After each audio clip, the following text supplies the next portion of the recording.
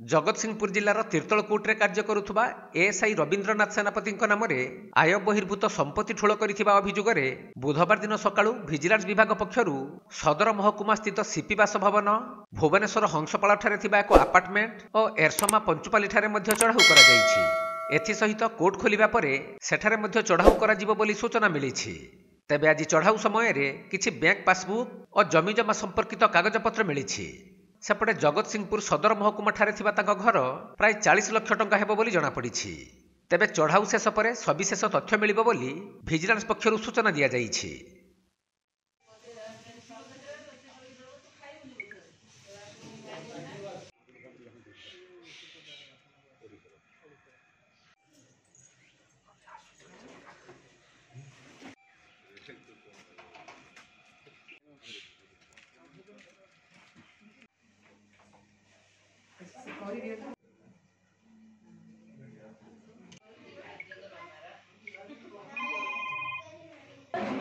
Jagatsinghpur जिल्लारू Vaishnav राउलଙ୍କ report Konark live.